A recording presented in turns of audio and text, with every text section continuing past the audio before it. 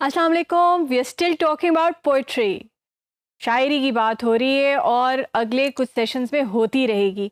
तो शायरी के बारे में हमने पहले वाले सेशन में ये सीखा कि मीटर और फीट क्या होते हैं, स्ट्रेस्ड अनस्ट्रेस्ड क्या होता है, सिलेबल्स होते हैं और इसी से रिदम या राइम बनता है एक पोइट्री का। अब हम थोड़े से एग्जाम्पल्स की बात करते हैं कि मुख्तलिफ़ किस्म के जो पोइट्री के किस्में हैं उनकी थोड़ी सी आपको एग्जाम्पल्स पढ़ के सुनाएंगे। तो एक है जी lyric poetry. Lyric poetry specially गाने की तरह होता है, इमोशनल होता है।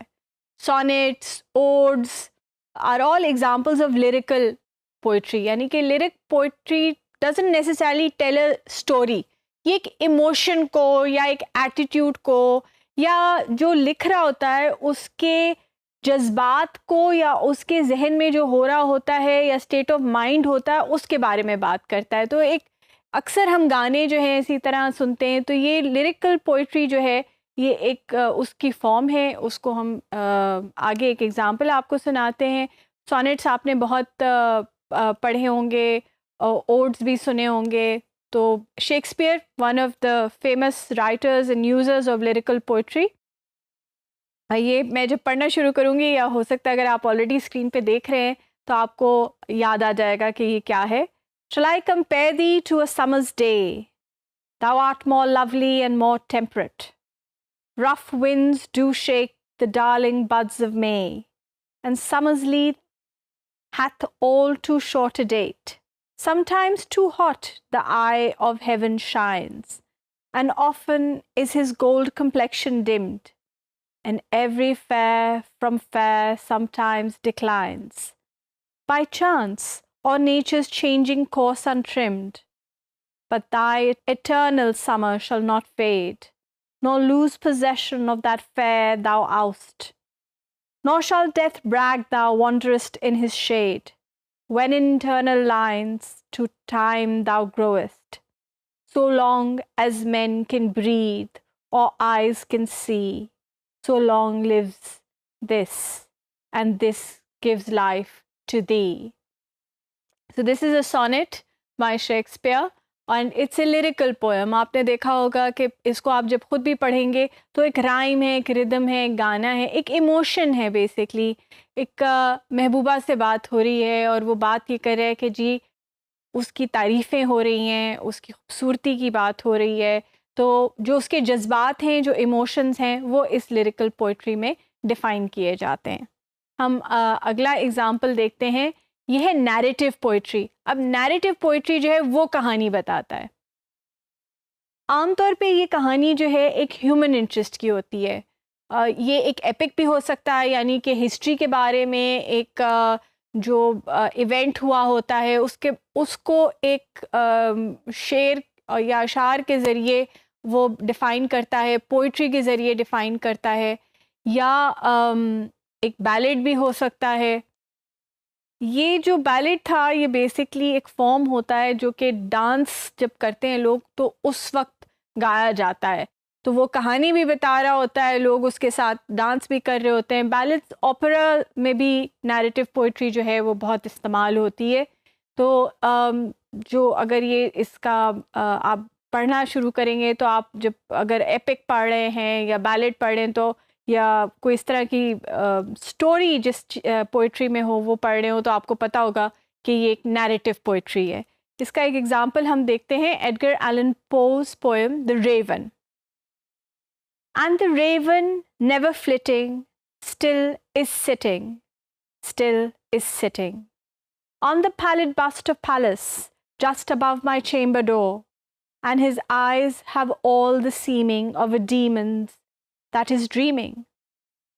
And the lamplights o'er him streaming throws his shadow on the floor, and my soul from out that shadow that lies floating on that floor shall be lifted nevermore.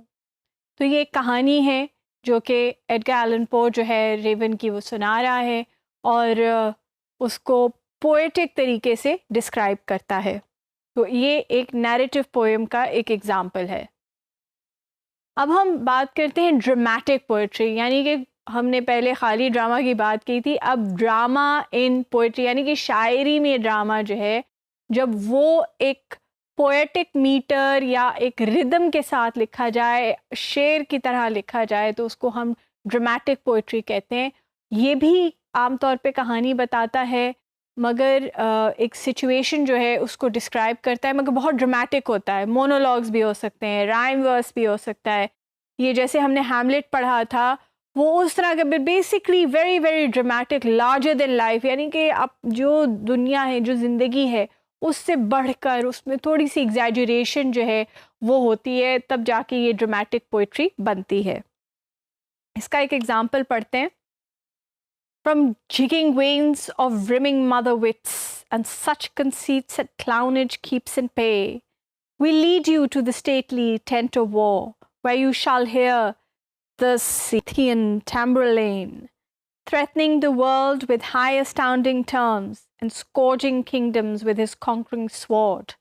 यानी ये बिल्कुल वो बता रहा है कि जी वो हम आपको लेकर जाएंगे उधर, और एक सिनारियो जो है वो बिल्ड किया जा रहा है, एक सिचुएशन जो है वो क्रिएट की जा रही है। वो पूरी आप पोएम अगर पढ़ेंगे तो उसमें आपको पता चलेगा कि कितने ड्रामेटिक तरीके से ना सिर्फ अल्फाज इस्तेमाल हो रहे हैं, बल्कि जो रिदम है वो भी बड़ा ड्रामेटिक है।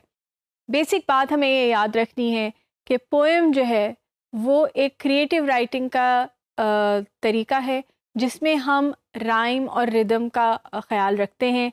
एक क्रिएटिव एक्सप्रेशन है जहाँ हम अल्फाज को एक रिदम के ज़रिए लोगों के साथ शेयर करते हैं, रादर देन कि हम सीधा सीधा शेयर करें। उसमें एक फ्लेयर होता है, उसमें एक ड्रामा होता है, पोइट्री होती है। पोइट्री के अंदर बहुत सारे जो माने हैं, एक चीज़ जो आप बताना चाहते हैं वो समो जाते हैं। वो आप सीधी सीधी बात नहीं करते, बल्कि आप एक क्रिएटिव तरीके से बात करते हैं, ताकि लोग जो ख़ुद समझना चाहें वो भी समझ सकें, और जो आप बात कर रहे हैं वो भी आप बात कर सकें। तो वो इसमें लेयर्स बहुत होती हैं पोइट्री में, और वो कॉन्टेक्चुअल भी होती हैं। वो आप अपने वक्त के हिसाब से भी समझते हैं, अपने कॉन्टेक्स्ट के हिसाब से भी समझते हैं। तो इसीलिए जो लिखने वाला है वो आप थोड़ा सा उसको ओपन कर देता है कि आप उसको उसी तरह समझें, उसी तरह एंजॉय करें, उसी तरह अप्रिशिएट करें जिस तरह के आपको उसके बारे में समझ आ रही है। I hope this has been of interest. अगले सेशन में ज़रूर ज्वाइन कीजिएगा, क्योंकि हम और किस्म की पोइट्री की टाइप्स डिस्कस करेंगे। Thank you.